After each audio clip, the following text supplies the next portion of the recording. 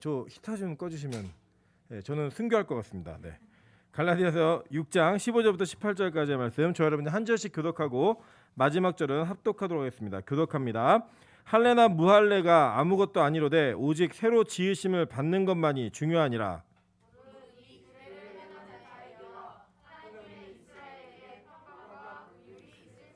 이후로는 누구든지 나를 괴롭게 하지 말라. 내가 내 몸에 예수의 흔적을 지니고 있노라. 합독합니다. 형제들아 우리 주 예수 그리스도의 은혜가 너희 심령에 있을지어다. 아멘. 네, 우리 주변에 있는 분들에게 이렇게 한번 인사하도록 하겠습니다. 슬픈 예감은 틀린 적이 없습니다. 네, 무슨 말을 하는지 잘 이해가 안 되시겠지만요. 제가 그 10월 달에 계속 기도하는데 11월 달부터 이 예배가 풀려갖고 매일 예배를 드려야 될 것 같다는 느낌이 계속 이렇게 들어가지고 불안한 마음이 있었거든요. 있었는데 그 방역 방침이 바뀐 거 아시죠? 네, 2차까지는 프리패스로 다 들어오실 수 있으시고 예배 인원 전체 50%까지 예배 가능하다라는 다음 주부터 아마 그게 가능할 거라는 기사가 났습니다. 그래서 이제 주변에 있는 분들에게 인사하겠습니다. 그날이 왔습니다. 네, 그날이 오고 있습니다. 네, 그날이 오고 있는데 기도해 주십시오. 제가 일단은 뭐 더 견고한 마음과 믿음을 가질 수 있게 해달라 기도해 주시고 예배가 즐거운 인생이 될 수 있는 그런 교회가 될 수 있게 해달라고 기도해 주셨으면 좋겠습니다. 네, 오늘은 갈라디아서 6장 15절부터 18절까지의 말씀을 가지고 예수의 흔적이라는 제목으로 하나님 말씀 증거하도록 하겠습니다. 뭐 사실은 제 생각에는 한 10번이면 끝나겠다 싶었던 갈라디아서가 24번째 시간인 것 같아요. 네, 그래서 되게 크게 웃네요. 네, 어쨌든 그래서 이 24주라는 시간 동안에 긴 여정을 왔습니다. 네, 여러분 다시 한번 이 내용들을 인지해 보시면 뭐 사실은 갈라디아 전체 내용은 딱 하나입니다. 뭐냐면 우리가 우리의 힘과 능력으로 구원받는 것이 아니라 십자가의 은혜로만 구원받는 것이다. 이 얘기를 하고 싶었던 거예요. 그러니까 이 얘기는 사실은 갈라디아 교회에게도 그리고 이 바울 시대에 전도했던 많은 교회들에게 바울이 끊이지 않게 외쳤던 그리고 일관성 있게 가르쳤던 복음의 내용입니다.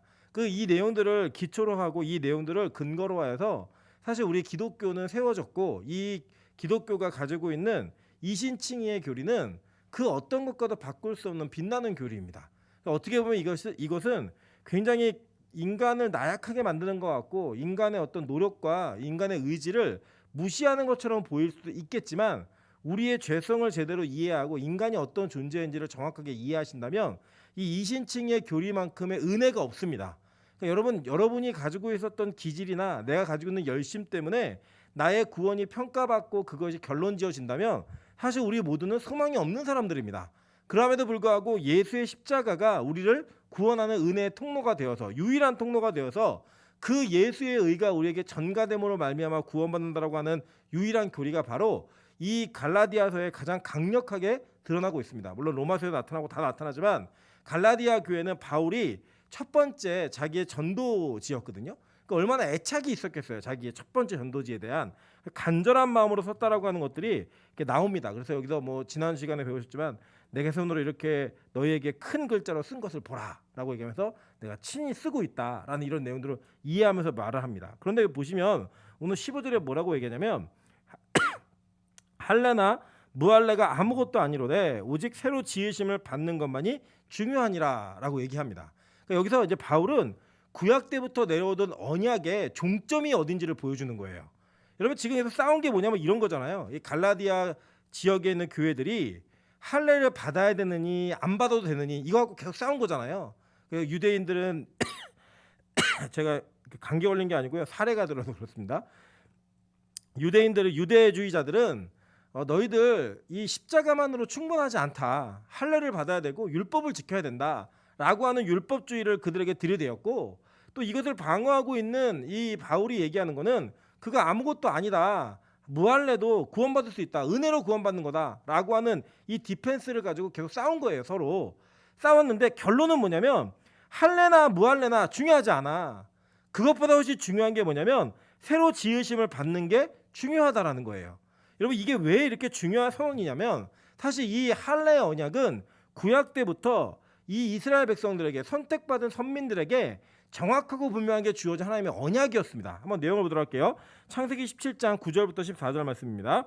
하나님이 또 아브라함에게 이르시되 그런즉 너는 내 언약을 지키고 내 후손도 대대로 지키라. 너희 중 남자는 다 할례를 받으라. 이것이 나와 너희와 너희 후손 사이에 지킬 내 언약이니라 라고 얘기했어요. 그죠?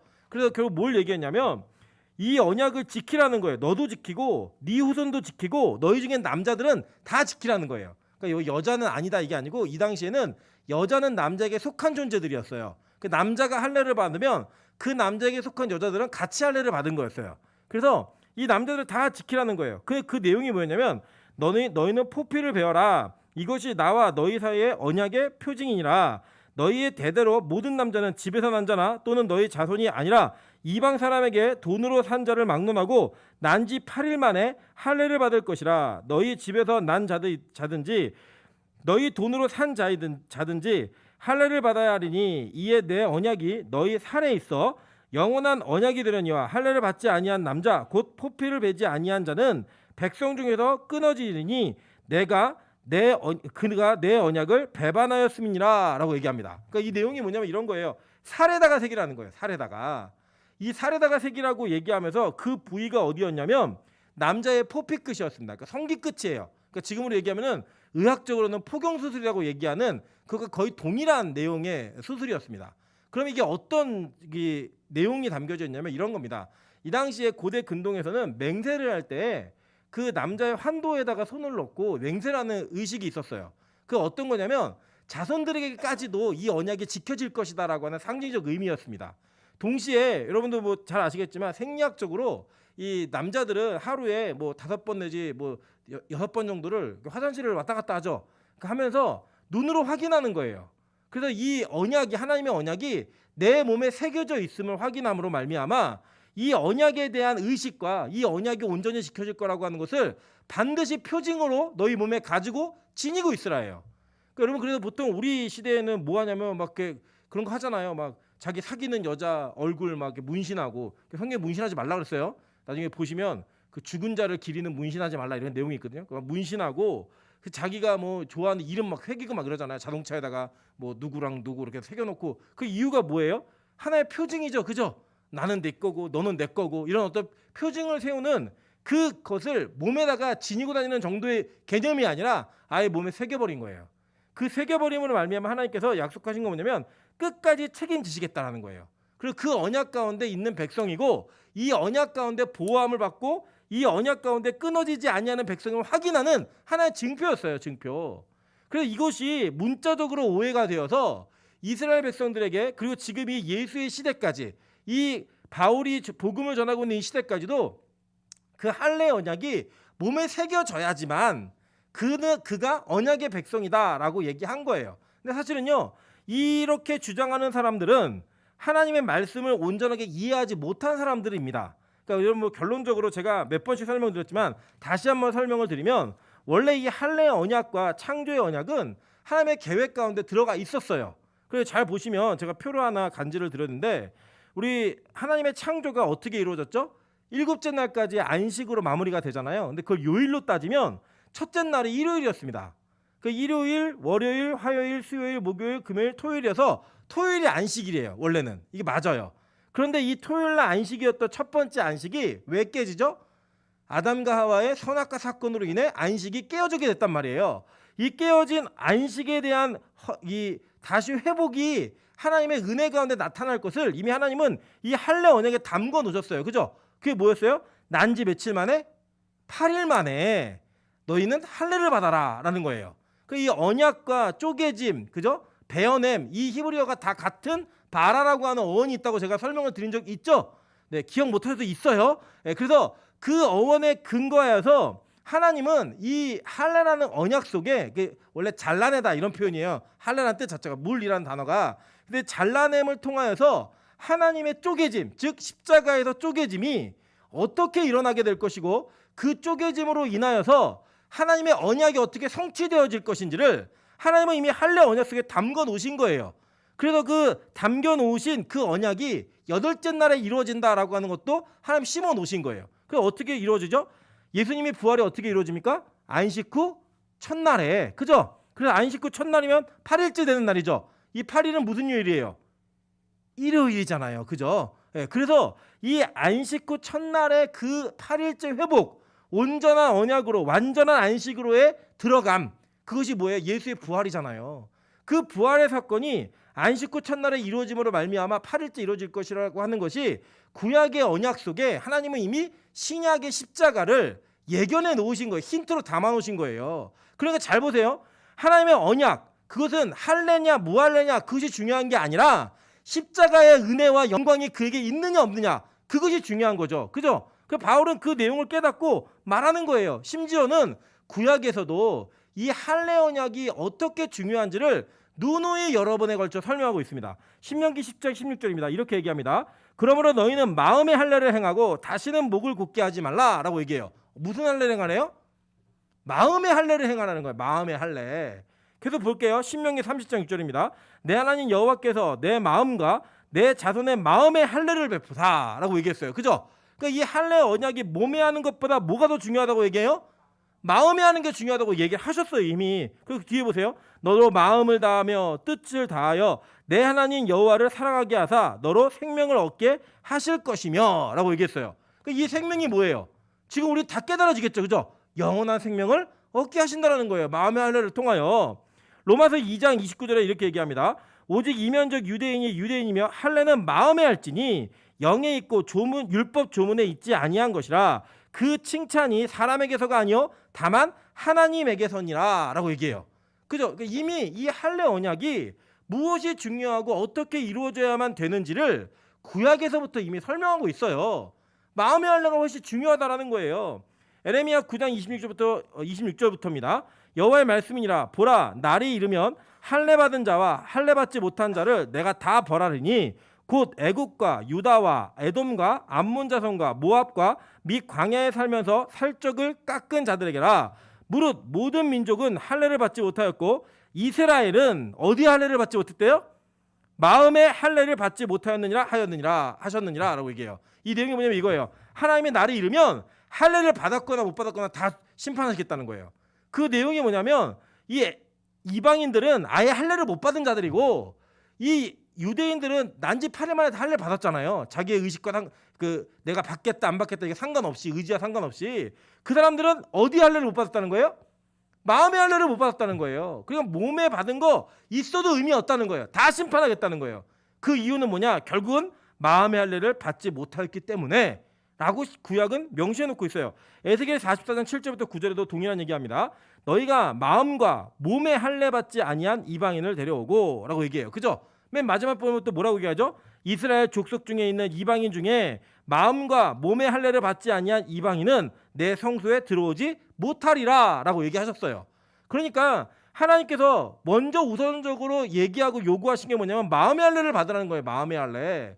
그 마음의 할례가 훨씬 더 중요하다고 얘기합니다. 사도행전 7장 51절에서 53절에도 이 동일한 얘기를 합니다.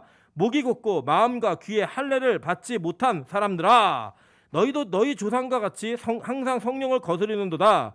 너희 조상들이 선지자들 중에 누구를 박해하지 아니하였느냐?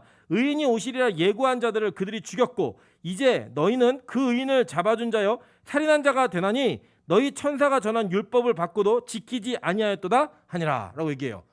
야 너희들 율법도 못 지켰잖아.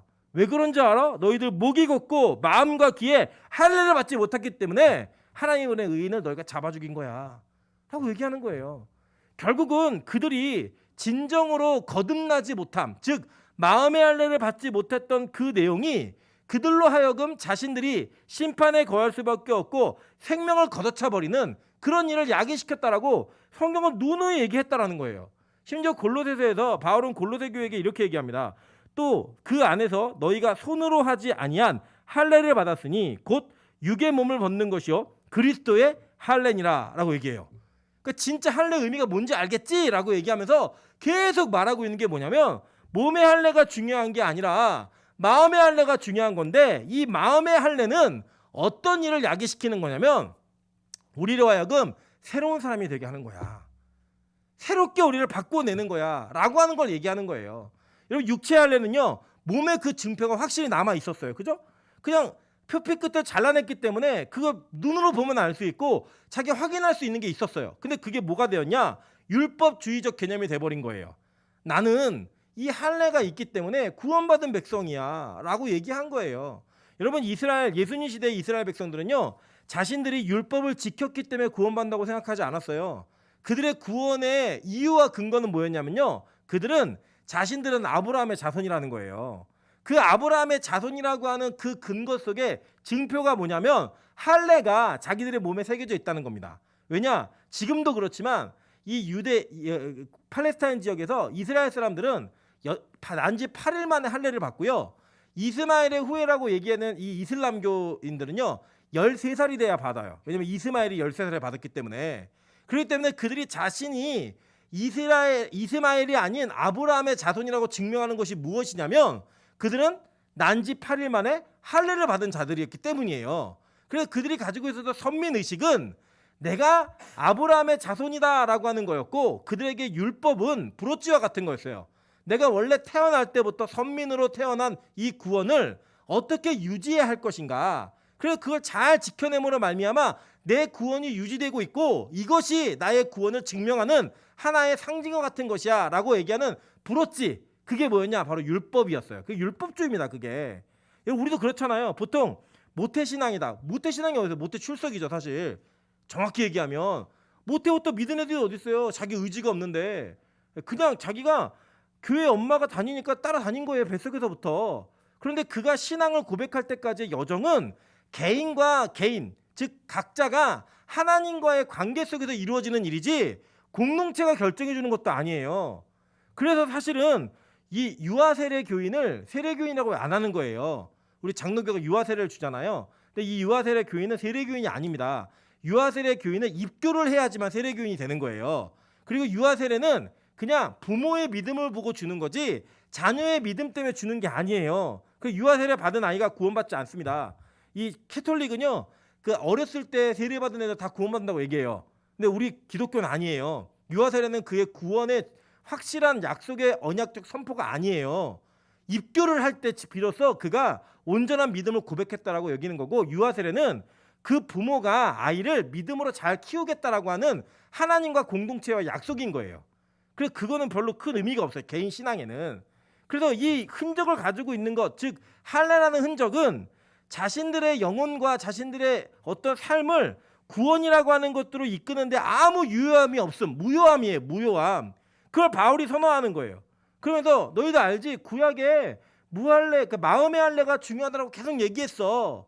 그 얘기하니까 그럼 할례를 안 받아야 되는 거야? 이렇게 얘기하니까 바울이 그게 아니라 새롭게 되는 게 중요한 거야. 그러면서 이 마음의 할례는 새롭게 지으심을 받는 거예요. 새롭게 지으심을. 여러분 이제 저도 이 할례 의식으로서는 아니지만 의학적인 그 위생의 절차 뭐 이런 것들 위해서 할례와 비슷한 수술을 경험한 적이 있죠. 진짜 아파요. 그 진짜 아픔과 함께 그 어떤 상징이 있는 거냐면 자신의 죽음을 상징하는 거예요. 그 죽고 다시 태어남. 그래서 성경은 이 할례를 나중에 이제 신약적 개념 넘어오면서 이게 세례라는 개념으로 이어지는 거예요. 그 세례의 개념이 죽고 다시 태어남으로 이어짐으로 말미암아 십자가의 은혜를 경험한 자들이 뭐예요? 바울이 계속 얘기했잖아요. 내가 십자가에 대해요. 그 내용이 뭐냐면 내가 세상에서 죽은 사람이야. 그 세상은 나를 보면서 날 죽었다고 얘기해. 이 얘기를 하는 거예요. 그래서 완전히 그 죽음으로 말미암아 어떻게 된 거예요? 끝났다? 아니요. 새 사람으로 태어난다는 거예요. 그 새 사람으로 태어남, 그게 바로 바울이 오늘 얘기하는 거예요. 오직 새로 지으심을 받는 것만이 중요하다. 이 얘기하는 거예요. 여러분 저 이게 되게 중요한 겁니다. 왜냐하면 여러분 보세요. 지금 우리가 율법주의자들에 반해서 우리가 자꾸 이신칭의 이런 걸 얘기하면 마치 도덕적, 윤리적 이런 모든 면에서부터 다 자유함을 얻는 것 같아요. 뭔 죄를 저질러도 되는 것 같고 어떻게 살아도 되는 것 같고 이렇게 얘기하자면요. 바울은요. 굉장히 일관성 있고 분명하게 말합니다. 뭐냐? 이 율법주의의 반대말이 뭐냐면 완전 죽는 거예요. 완전 죽음으로 말미암아 새 사람으로 태어나는 거예요. 내 옛사람의 성품과 옛사람이 가지고 있던 습관과 죄의 모든 것들이 순간순간의 수치에만 맞는 행동을 요구하는 것, 그것으로 끝나는 게 아니라 완전히 죽은 자가 되어서 새 사람으로 태어나라는 거예요. 그리고 여러분 이신칭이 더 어렵습니다. 실제로는요. 믿음은 선물로 주는 거니까 그거는 우리가 뭐 믿음을 갖는 거는 어려운 게 아니에요. 왜냐면 하나님 선택하는 게 믿음 그냥 밀어 넣어 주는 거니까 믿어지는 걸 어떻게 해요? 믿어지는 걸. 여러분 저는 진짜 알아요. 저는 제 이성으로는 부활 못 믿어요.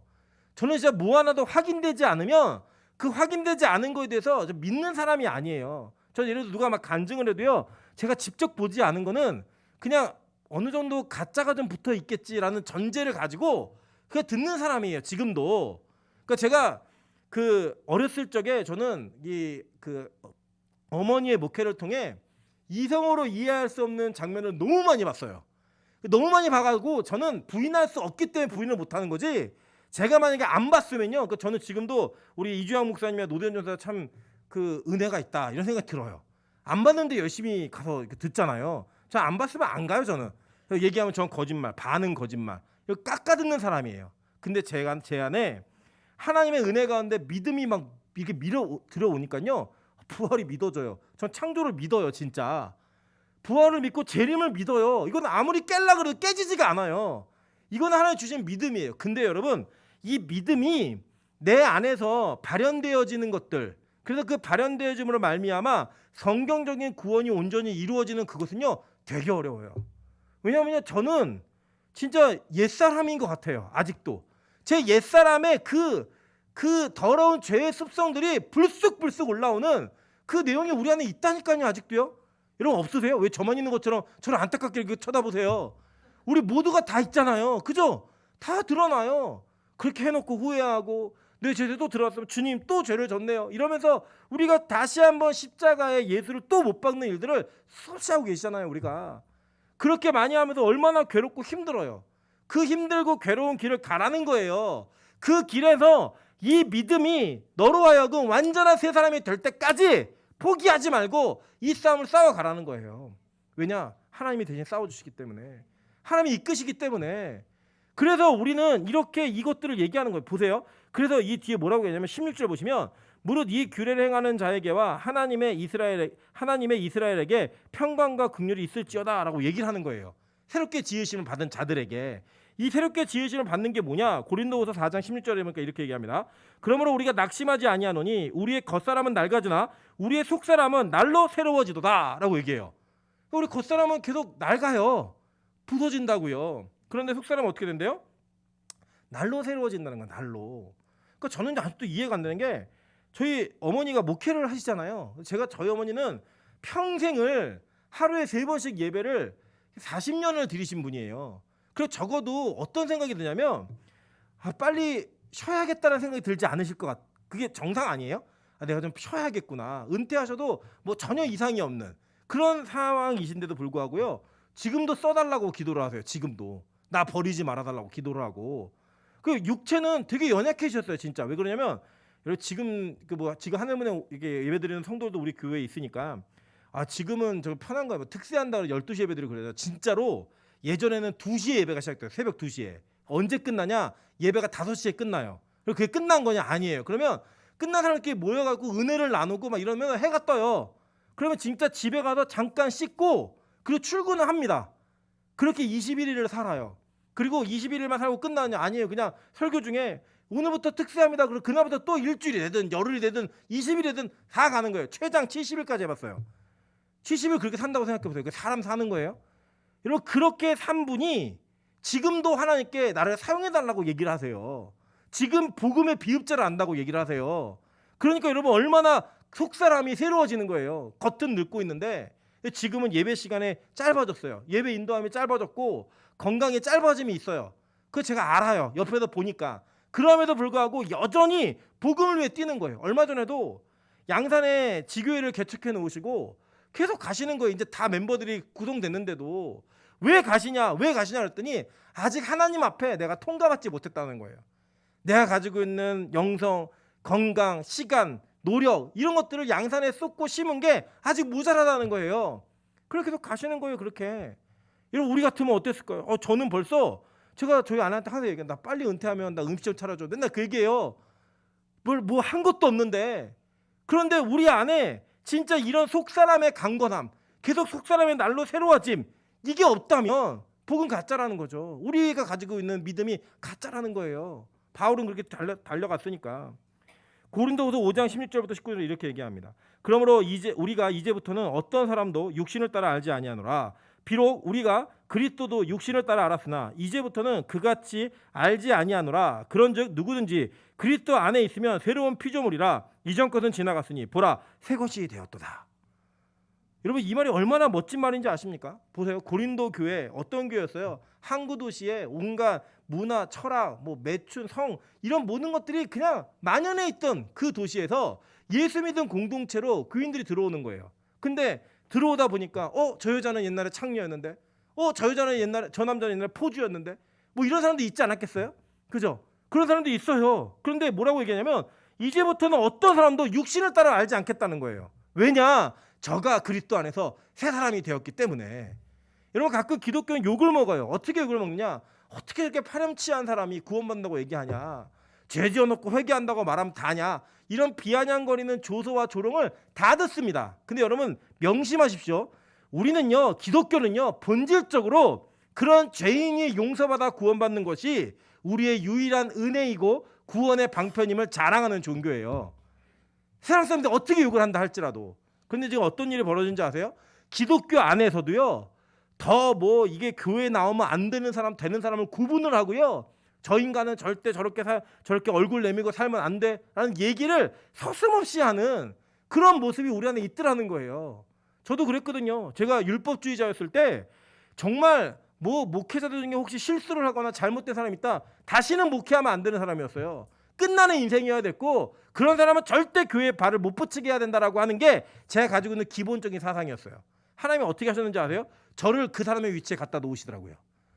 내가 그렇게 욕했던 사람, 내가 그렇게 조롱했고 비아냥거렸고 내가 정말 하찮게 여겼던 그런 사람들의 위치로 저를 갖다 던져버리시더라고요. 제가 그때 그곳에서 하나님의 은혜를 발견하면서 제가 깨달은 게 뭐냐면 어떤 누구도 예수의 십자가 앞에서 누구를 내 마음과 내 뜻대로 정죄할 수 없구나. 이게 가능해요. 왜 가능한지 아세요? 우리가 그리스도 안에서 새 사람이 되기 때문에. 복음 안에서 새 사람은 완전히 바뀌어지기 때문에.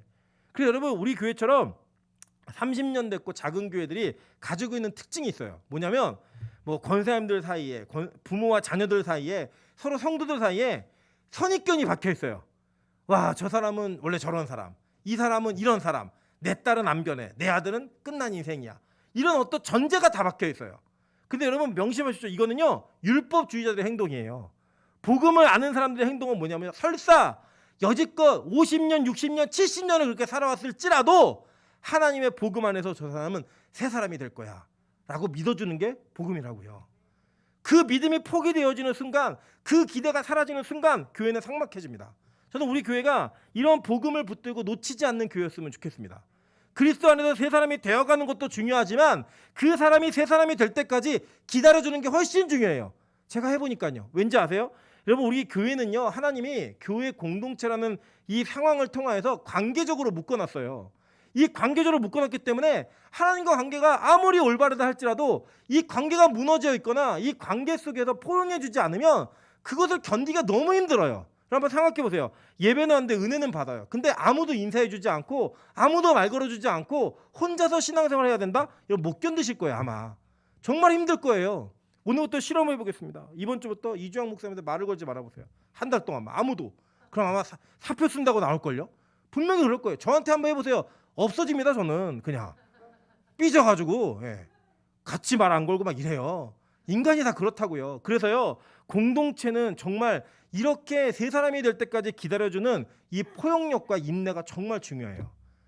우리가 봐도 아니잖아요. 아직 내가 봐도 내가 아닌데 남이 볼 때 나는 얼마나 아니겠어요. 그런데 그걸 기다려주는 게 복음이라고요. 왜냐? 우리는 육체로 아는 사람이 아니라 새롭게 됨을 믿는 사람들이기 때문에 그걸 기다려줘야 되는 거예요. 골로새서 3장 10절부터 11절 이렇게 얘기합니다. 새 사람을 입었으니 이는 자기를 창조하신 이의 형상을 따라 지식에까지 새롭게 하심을 입은 자니라. 거기에는 헬라인이나 유대인이나 할레파나 무할레파나 야만인이나 스구디아인이나 종이나 자유인이 차별이 있을 수 없나니 오직 그리스도는 만유시요 만유 안에 계시니라 라고 얘기해요. 그죠? 차별이 없다는 거예요. 인종적으로 차별이 없고 신분적으로 차별이 없고 할레나 무할레파나 아무 차별이 없다는 거예요. 왜냐? 우리는 새 사람을 입었으니까. 이게 전제인 거예요. 이게. 그래서요, 교회가 복음이 온전하게 선포되어짐으로 말미암아 새롭게 변화되어지는 새 사람이 덧입혀지기 시작하면요, 교회 안에 생명력이 있습니다. 어떤 누구를 우리가 만나고 대한다 할지라도 포용할 수 있는 생명력이 생겨요. 그래서 여러분 실제로 여러분 이제 비대면 기간 동안 하나님 우리 교회에 주신 은혜가 뭐냐면 교회를 처음 나오는 불신자들이 우리 교회에 몇 분을 보내주셨어요. 그래서 저는 이게 우리 교회를 향한 하나님의 첫 번째 시험이라고 생각합니다. 왜냐하면 제가 이렇게 보니까요 이래요. 저희 교회에 이게 청년들이 새로 많이 왔으니까 청년들을 기준으로 얘기하면 청년들이 나쁜 애들이 없어요. 애들이 그냥 다 티미하지만 착해요. 장점 착해요. 일단 다 착해요. 그런데 이 착한 아이들끼리 너무 착하다 보니까 누군가에게 상대방에게 먼저 다가가가지고 이게 얼굴에 철판을 깔고 막 이렇게 가식적으로 왔니? 뭐 먹었니? 뭐 갈 거야? 뭐 이런 거 얘기하기 잘 못해요. 자기들끼리만 이렇게 뭉쳐서 놀아요. 일부러 왕따 시키려고 그러는 건 아니에요. 절대로. 그런 교회들도 있어요. 진짜로. 제가 예전에 경험했던 교회 중에 어떤 교회는 1년에 새신자가 50명이 오는데 한 명이 남아요. 말을 안 붙여주고요. 그냥 온 사람이 적응을 할 때 혼자 살아남아야 되지 같이 뭐 이렇게 대해주고 이런 게 없어요. 그런데 하나님이 그런 불신자들을 우리 교회에 보내주셨어요. 여러분 예를 들어 여러분이 어떤 공동체를 가다가 한 주 안 갔는데 전화가 10통 온다고 생각해보세요. 어떤 느낌이 들까요? 일단 짜증나 뭐 이런 느낌도 들겠지만 나한테 관심이 있네. 내가 안 가니까 사람들이 나를 찾네. 이런 느낌이 들지 않을까요? 그리고 또 그런 애들 중에는 의외로 간종들이 많아요. 자기들 이렇게 왔니 안 왔니 얘기해주고 챙겨주면 굉장히 호의적으로 느끼는 애들이 많다고요. 특히 불신자 애들이 교회까지 올 정도면 얼마나 친구가 없으니까 오는 거예요. 이 시대에 얼마나 할 일이 없으니까 오는 거예요. 그런 아이들한테 챙겨주는 거예요. 그래서 저는 이제 뭘 생각했냐면 앞으로 우리 교회에 어른 세신자가 오시면 어른 바나바 한 사람과 청년 바나바 한 사람을 붙일 거예요. 그래서 숙제가 뭐냐? 한 달 안에 같이 밥 먹기. 그래갖고 청년이 왔다. 그럼 청년도 하나 붙여주고 어른도 하나 붙여줄 거예요. 그래갖고 우리 교회는 어차피 지금 한 공동체로 예배를 가고 있으니까 그렇게 하나가 되는 작업들을 해나감으로 말미암아 우리 안에 뭐가 있어야 되느냐? 어떤 이들도 차별이 없이 그리스도 안에서 세 사람을 입는 것을 기대하며 그가 변화되고 바뀌기까지 사랑과 기도를 아껴주지 않는 거, 밥값을 아껴주지 않는 거, 그렇게 우리 공동체가 서가는 것이 진짜 복음이 있는 교회라고 증명되는 거예요. 증명. 여러분 이게 왜 중요한지 아세요? 하나님께서 이렇게 약속하셨어요. 계시록 21장 5절에 보좌에 앉으시니가 이르시되 보라 내가 만물을 새롭게 하노라. 이게 마지막 성취의 약속이에요. 처음 만드신 창조의 모든 것들을 타락한 그것들을 완전히 이 만물 전체를 다 새롭게 하겠다는 거예요. 옛것이 아닌 새 것으로 바꾸시겠다는 거예요. 이 말은 참되니 기록하라고 말씀하시잖아요. 저는 우리에게 그런 것들이 있으면 좋겠다는 거예요. 이 바울이 이 얘기를 쭉 한 다음에 이렇게 얘기합니다. 17절이에요. 이후로는 누구든지 나를 괴롭게 하지 말라. 내가 내 몸에 예수의 흔적을 지니고 있노라 라고 얘기해요. 이 예수의 흔적이라는 단어가 스티그마라는 단어입니다. 이 단어가 뭐 그 당시에는 여러 종류로 쓰였는데 원래적으로 얘기하면 이 갈라디아서에 쓰였던 의미는 이거예요. 원래 원어로 보면요. 예수의 흔적을 지녔다가 아니고 나의 주인 예수의 흔적을 지녔다예요. 그래서 이 로마 시대에는요. 어떤 일들을 행했냐면요. 노예가 자기의 소유임을 증명하기 위해 낙인을 찍었어요. 그래갖고 이제 뭐 주인의 이름을 새긴 거예요. 그 어디다 새겼느냐? 뭐 어떤 얘기는 뭐 이마에다 새기기도 하고요. 뭐 오른팔에다 새기기도 하고 가슴에 새기기도 하고 새겼어요. 그것을. 그래서 그것이 그 주인이 누구인지를 증명하는 하나의 KS 마크 같은 상표의 그 가치가 있었어요. 그래서 그 주인이 누군가를 알아볼 수 있게 그것을 만들었고 심지어 노예들끼리 자랑했어요. 내 주인이 이런 사람이다 라고 얘기하면서 귀족이나 왕족에 속한 노예는 그것이 자기의 신분이 되었고 노예 속에서도 얼마나 높은 위치에 있는가를 증명해냈어요. 그리고 그 당시에 뭐 노예들 그러면 이제 막 이렇게 맨날 매 맞고 헐벗고 다니는 이런 것만 상상하실 수 있겠는데 사실 그 시대의 노예들은요 그렇게만 살지 않았고요. 뭐 예술, 그러니까 예를 들어 대표적인 고급 노예, 몽학 선생이에요. 주인의 아들에게 체벌을 하면서까지 가르칠 수 있는 교육자, 이게 노예였다고요. 그리고 그 뭐 미술 그리는 사람, 뭐 이런 노예들이 굉장히 많았습니다. 여러분 아시죠? 원래 이게 조선이라는 나라도 처음에 시작할 때 양만이 4%밖에 안 됐어요. 나머지 뭐 그 안에 있는 노비들 이런 사람도 물론 조선시대 노비들은 약간 또 많이 그 인권이 없었던 시대였기도 했지만 이 로마 시대 때 노비들은요 상당히 높은 위치까지 올라갈 수 있었던 여러 가지들이 있었습니다. 그런데 그들에게 중요한 것이 뭐였냐면 나에게 어떤 낙인이 찍혀 있는가예요. 내가 누구의 종인가, 누구에 속해 있는 자인가를 증명하는 것이 너무나 중요했어요. 그래야지만 자기의 신분이 보호를 받는 거예요. 그랬던 그 노예들 이 사회 속에서 지금 바울이 증명하는 게 뭐냐면 내가 예수의 스티그마를 지니고 있다는 거예요. 나의 주인 예수의 스티그마를 지니고 있다라고 얘기한 게 어떤 의미겠어요, 여러분? 이거 보세요. 지금 갈라디아서가 일관성 있게 주장한 내용이 뭐냐면 내가 내 힘과 내 공로로 구원받는 게 아니야. 나는 내 주인에게 속함을 받아 구원받는 존재야. 이거였잖아요. 그래서 바울은 그걸 얘기하는 거예요, 지금.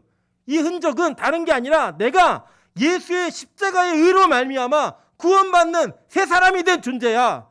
나는 원래 내 맘대로 살았고 내 뜻대로 살았는데 이제는 예수에게 속한 자가 되어 그 의로 말미암아 구원받는 존재야. 이것을 철박한 마음으로 얘기하면서 말하는 게 예수의 흔적인 거예요. 오늘 갈라디아서 강의를 마치면서 저는 우리 자신에게 질문해야 된다고 생각합니다. 여러분이 누군가에게 나를 이야기하고 소개할 때 내가 바울처럼 나의 주인 예수에 속한 흔적이 있는 나는 예수의 노예다라고 우린 자신 있게 얘기하고 있는가? 그 스스로 자기의 신분을 증명하는 것에 있어서 어떤 것도 아닌 예수의 흔적이 나에게 있으면 자랑할 수 있는 그 흔적이 여러분 안에 있는가? 정말 그렇게 우리가 살며 신앙생활을 하고 있는가? 다시 한번 돌이켜 보셔야 된다는 거예요. 바울은 자신에게 예수의 흔적이 있는 그 증거를 이렇게 얘기합니다. 고린도서 11장 1절입니다. 내가 그리스도를 본받는 자가 된 것 같이 너희는 나를 본받는 자가 되라. 제가 아까 예배 전에 우리 이주영 목사님하고 둘이 잠깐 앉아서 얘기하면 이렇게 얘기했어요. 야, 바울이 내가 그리스도를 본받는 것 같이 너희도 나를 본받는 자가 되라라고 얘기를 했는데 우리 평생에 이 말 한마디 못할 것 같은데 참 부럽다 이 얘기를 했어요. 여러분 진짜 누군가에게 내가 예수를 닮은 것처럼 여러분도 나를 닮아보세요 라고 얘기하실 수 있으실까요? 우리는 오히려 이 말보다 여러분 사람을 보지 말고 예수를 보세요 이 얘기를 더 많이 하잖아요. 근데 바울은 자신이 예수의 흔적이 있는 예수에게 속한 자가 되었다라는 확실한 증거를 뭐라고 얘기했냐면 내가 예수를 닮은 것 같이 너희가 나를 닮으라 라고 얘기했어요. 데살로니가전서 1장 6절에도 동일한 얘기합니다. 또 너희는 많은 환난 가운데서 성령의 기쁨으로 말씀을 받아 우리와 주를 본받는 자가 되었으니 라고 얘기해요. 여러분 예수의 흔적을 봤다는 게 다른 의미로서 이런 의미가 있다라고 저는 보여집니다. 제가 이제 저희 둘째가 딸이잖아요. 딸이 제가 보니까 이게 눈을 뜨고 있으면 쌍꺼풀이 정말 예술이 너무 예뻐요. 죄송합니다. 이게 제 팔부축 같아서. 근데요, 저희 아이가 눈을 감으면 저랑 똑같이 생겼어요. 되게 못생겼어요. 근데 너무 신기한 게 뭐냐면 저는 그 눈 감은 모습이 너무 좋아요. 이유가 뭐냐? 제 흔적이 거기 있는 거예요. 제 흔적이 거기 있는 거예요. 저희 아들은 너 누구 닮아서 이렇게 이뻐? 그러면 엄마 이렇게 얘기를 해요. 엄마 되게 좋아해요. 제가 보면은 저희 아내는 딸보다 아들을 훨씬 더 좋아하는 것 같아요. 제가 볼 때 느낌에. 다른 거 아니에요. 그 아이에게 자기 흔적이 있기 때문에 더 많이. 오늘 저기 월요일 날 우리 노대현 선생님이 그 얘기 하시더라고요. 자기 친구가 이란서 쌍둥이를 낳았는데 하나는 완전 외탁을 했고 하나는 완전 친가 빼박이래요. 그리고 외가 식구들이 오면 이 친가 닮은 애가 울면 울어 이렇게 얘기하고 외가 닮은 애가 조금만 잉거리면 막 어쩌 이러면 막 우쭈쭈 하고 반대로 또 시댁 식구들이 오면 외탁한 애가 울면 그냥 울어라 두고 이 친가에 닮은 애가 조금만 잉거리면 어쩌니 그러면서 막 난리가 난대요. 그럼 왜 그럴까요? 우리 인간도요 자기의 확장 나의 흔적이 있는 그 아이들에 대한 애착이 있고 그 애착 속에 기쁨과 슬픔 그리고 안타까움 모든 것들이 다 이렇게 있어요. 그래서 부모가 뭐 열 손가락 중에 안 아픈 손가락 없다 얘기하는데 그 거짓말이에요. 더 사랑하는 아이가 있어요. 제가 봐도 있어요. 아끼는 사람이 있고요. 근데 여러분 잘 보세요. 우리가 이 땅에서 내가 예수의 흔적이 있다라고 얘기할 때 그 모습은 뭐겠어요? 예수 닮은 거예요. 내가 예수를 얼마나 닮았느냐. 예수의 삶이 본으로 보여져 있는데 그 예수의 삶을 내가 얼마나 닮았는가를 통하여 우리가 얼마나 예수의 흔적이 있는가를 말할 수 있는 존재가 된다라는 거예요. 저는 여기서 설교를 하고 있지만 참 부끄럽습니다. 제가 예수의 흔적보다는 예수의 흔적이 아닌 세상의 흔적을 더 많이 가지고 있는 사람이기 때문에 둘째 아담이 아니라 첫째 아담의 흔적이 더 많은 자이기 때문에 너무 부끄러워요. 그런데 저는 이 교회를 통해서 저와 여러분의 관계를 통해서 하나님이 우리 안에 예수의 흔적을 남기시는 일들을 해나가시기를 믿고 있습니다. 소망하고 있습니다. 반드시 그렇게 이루어질 거라고 저는 확신하고 있습니다. 왜냐? 우리의 유일한 소망이 그거 외에는 아무것도 없기 때문에. 우리가 마지막까지 십자가 앞에서 붙들어야 될 그 유일한 소망이 예수 그리스도의 십자가 외에는 아무것도 없기 때문에, 심판대 앞에서 붙들어야 될 소망이 그거 외에는 아무것도 없기 때문에. 그래서 저는 오늘 목사를 비롯해서 우리 교회 모든 성도들이 그 예수의 흔적을 품고 사시는, 그래서 그 예수의 흔적을 여러분의 삶 속에 실현해내시는 그런 은혜가 있는 십자가의 성도들 되시기를 주님의 이름으로 축원합니다. 갈라디아를 마치면서 하나님 우리에게 예수의 흔적이 있는 그런 은혜가 있게 좀 도와주십시오. 그 예수의 흔적으로 말미암아 사는 존재가 될 수 있게 좀 도와주시고, 내가 누군가에게 나를 닮으라라고 얘기할 수 있을 정도로 예수의 흔적이 심겨진 자가 되어서 이 땅 가운데서 하나님의 은혜만을 찬양하고 그 십자가 안에 소망이 있음을, 그 십자가만이 유일한 생명의 근원임을 자랑하고 선포할 수 있는 우리 모두가 될 수 있게 도와달라고 우리 찬양으로 기도합니다. 십자가